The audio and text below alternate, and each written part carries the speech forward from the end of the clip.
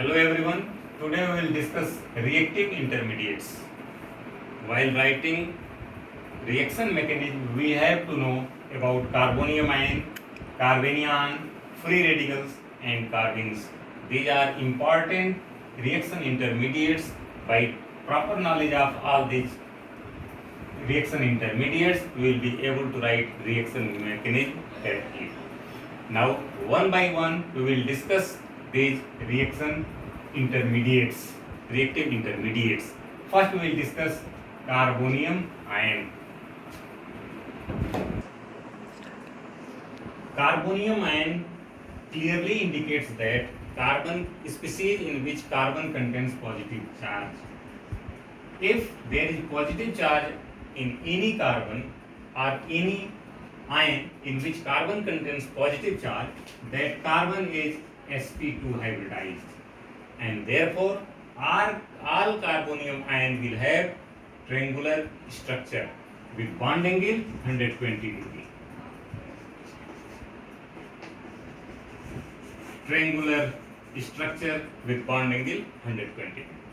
Now one by one we will discuss how we are going to form carbonium ion.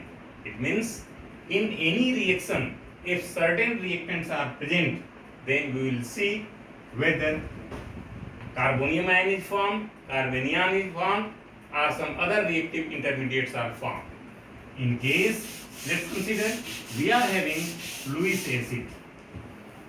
When our reactant is Lewis acid and we are having haloalkanes or acyl halides, in those cases Lewis acid is capable of giving carbonium ion.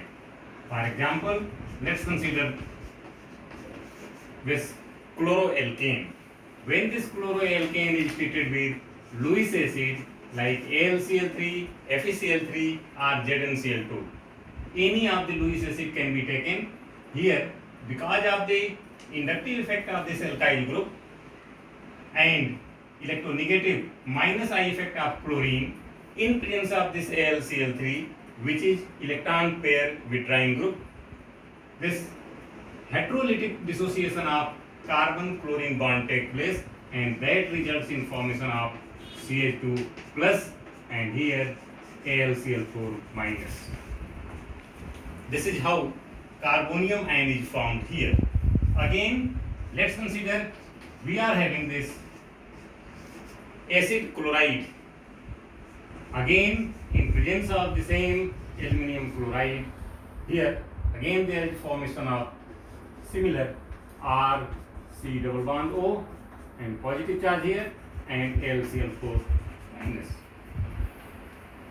Not only with Lewis acid, by using mineral acid on aldehyde, ketone, alcohols or amides, we will be able to get carbonium ion.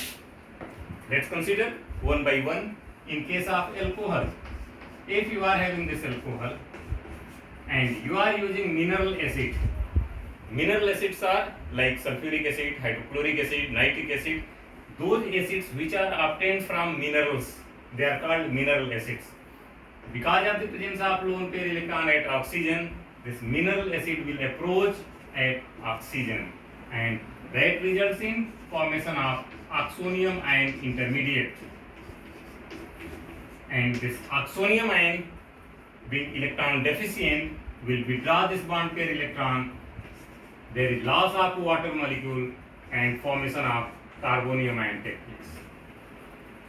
Again, if you are having, let's consider aldehyde. Here aldehyde is there and you are treating it with mineral acid. Electromagnetic change take place here in presence of this, and there is formation of carbonium ion. Not only with the aldehyde, if you are having this ketone in presence of this acid, again electromagnetic change take place and there is formation of. Now again, when you are having amide, with amide also we will be able to get the same carbonium ion.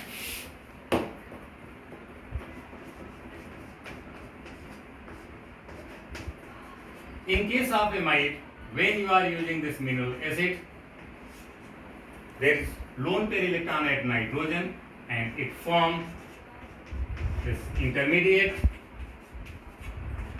and there is loss of ammonia, and again we are having here acyl carbonium.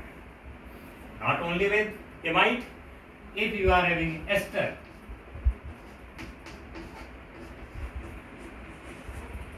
with ester also we will be able to get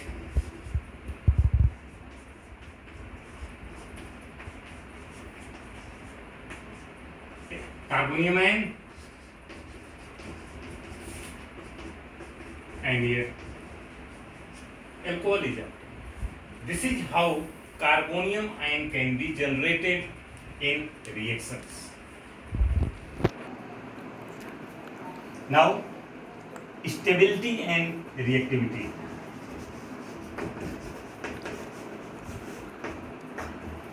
Let's consider we are having methyl carbonium ion, ethyl carbonium ion, propyl carbonium ion. Then here we are having secondary carbonium ion,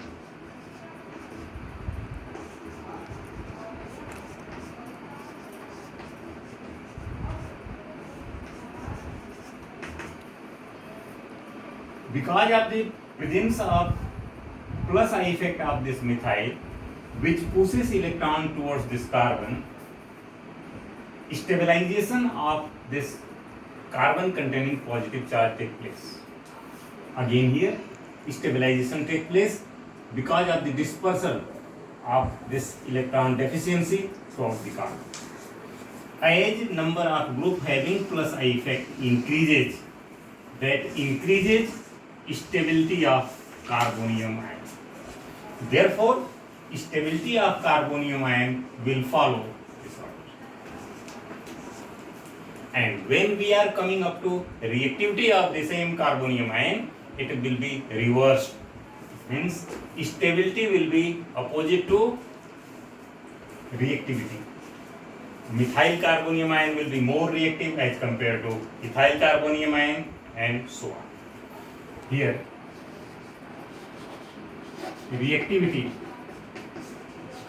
will be inversely proportional to stability of carbonium ion. This is how we can relate stability and reactivity of various carbonium ions. Now we are going to study carbanion. Species in which carbon contains negative charge are called carbanions. For example, we are having this methyl carbanion or any carbanion. Here, in carbanion, one more electron is present in outermost shell of this carbon, and therefore hybridization of carbon containing negative charge will be sp3. Structure will be tetrahedral, and bond angle will be 109 degree 28 minutes. This is bond angle of sp3 hybridized carbon atom. It means in all carbanion, carbon containing negative charge will be sp3 hybridized, and along this bond angle will be tetrahedral 109 degree 28. But remember, because of the presence of a pair of electron, this tetrahedral structure will convert to pyramidal. In place of tetrahedral, structure will change to pyramidal, and this bond angle will change to almost about 107 degree 28 minutes. It means since there is no any linkage, only a pair of electron is present at negative charge carbon, which generates lone pair bond pair repulsion which is greater as compared to bond pair repulsion, due to which structure changes to pyramidal and bond angle become 107 degree 28 minute in place of 109 degree 28 minute. Now we are coming up to how carbanions are generated in some of the reactions. For example, in aldol condensation reaction, we are having aldehyde and ketones having at least one alpha hydrogen atom, and they are treated with alkalis. Now, let's consider we are having this aldehyde and it is being treated with this alkali sodium. Here, this aldehyde is having alpha hydrogen atom. Let's consider this is alpha hydrogen, and this alkali will provide ethoxide ion. This ethoxide ion will approach at alpha hydrogen. As a result, carbon hydrogen bond where electron will shift to this carbon, and that results in formation of here CH2 minus CHO and C2H5. This is how carbanion is formed. Not only in this aldehyde, let's consider you are having ketone. Here again you are having alpha hydrogen atom. Both carbons are alpha carbon. They are having enough hydrogen. We are just having one alpha hydrogen, and again with the same base it approaches here, and there is formation of CH2 minus CO CH3 and here C2H5. Not only in this, if you are having ester with alpha hydrogen atom, under similar condition again we will be able to get carbanion.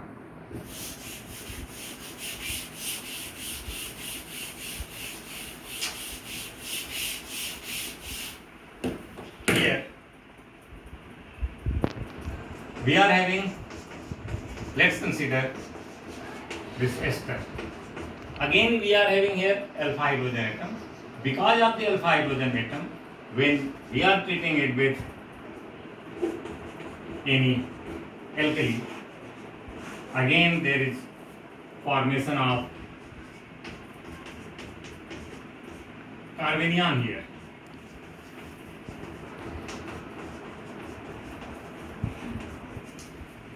This is how carbanions are formed in reactions. Now we are coming up to stability and reactivity of carbanions. Opposite to the carbonium ion, stability and reactivity of carbanion is slightly different. Because of the presence of factors having plus I effect, in case of carbonium ion, stability increases, but in case of carbanion, it decreases. It is just opposite to carbonium ion. In that case, let's consider we are having this methyl, then ethyl,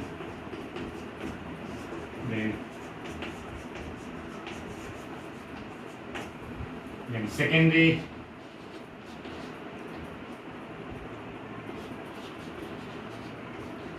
then tertiary,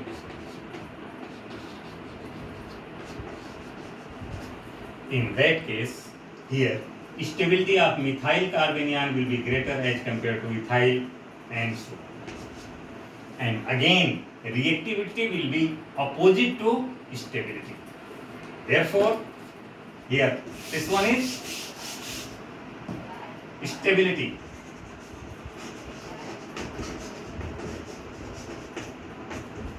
Stability of carbonium ion follow this order, and reactivity will be opposite to stability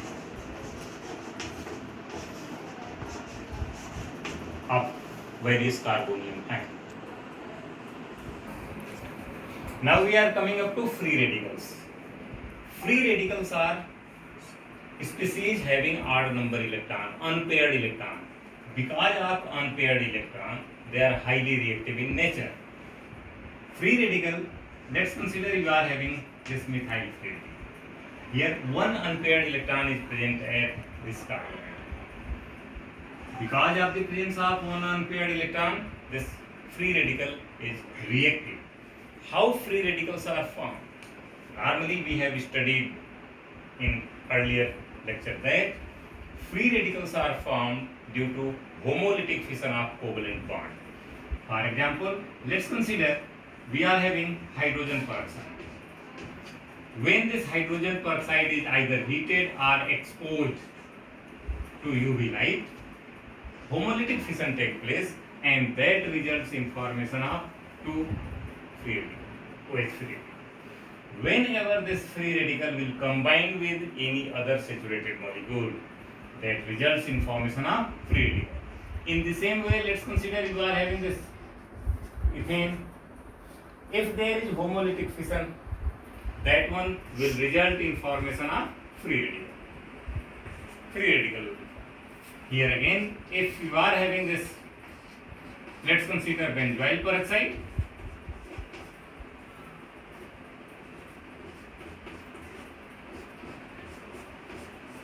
Here again, when it is exposed to light or heated, one electron shift towards this oxygen, other electron shift towards this.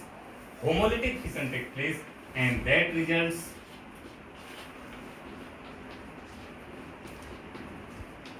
this free radical. Again, it attracts one electron from this and one electron this one.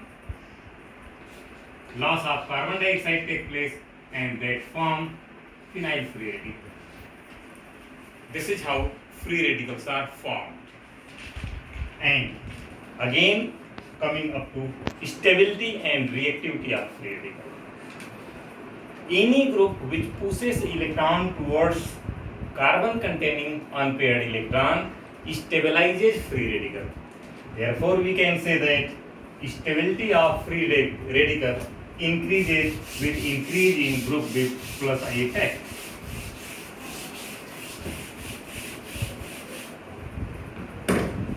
Here we are having methyl free radical, ethyl free radical, propyl free radical,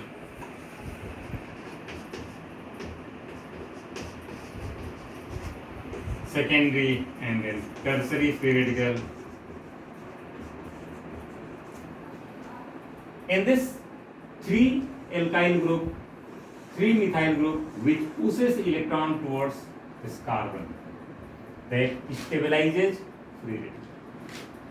It means they are capable of stabilizing free radical. Therefore, this one will be more stable as compared to this, as compared to this, as compared to this. This is how stability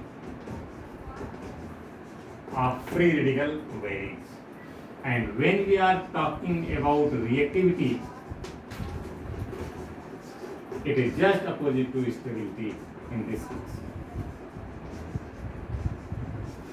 It means methyl free radical will be more reactive as compared to this, ethyl free radical as compared to propyl free radical, and so on. Now we are coming up to carbenes. Carbenes are reactive intermediates. They are having 2 unpaired electrons. Most important carbenes are simple carbene and here dichlorocarbene. How these carbenes are formed, we are going to study here. Let's consider we are having here diazomethane. Diazomethane. When this diazomethane is heated, it gives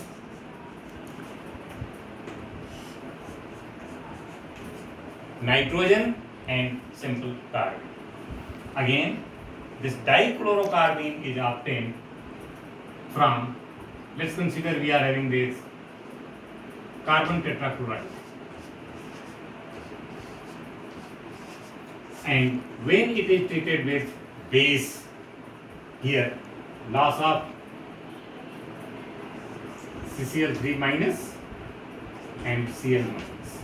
Again, loss of the chlorine, it gives dichlorocarbon. This is how dichlorocarbons are formed. In dichlorocarbon or simple carbene, carbon is having two unpaired electrons. Because of the presence of two unpaired electrons, they are highly reactive in nature. Structure of this carbene is either in singlet state or in triplet state, depending in the phase where unpaired electrons are being produced. They are highly reactive. When they are treated with alcohol, they causes methylation. In case of carboxylic acid, again they causes methylation. For example, if you are having any alcohol, let's consider this alcohol is there, and you are treating with diazomethane. Because of the generation of here carbene, this converts into ether. Methylation of this acidic hydrogen takes place. In the same way, if you are having here carboxylic acid, again we are getting here. It means this carbene causes methylation of acidic hydrogen. This is how we can say that these carbenes are highly reactive. Not only this, they are also capable of giving insertion reaction. For example, we are having this alkene. When this alkene is treated with diazomethane, this carbene will convert it into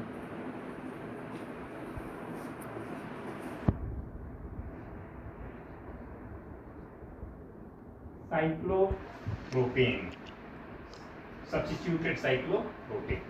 It means this double bond will cyclize with this carbene. This is insertion reaction.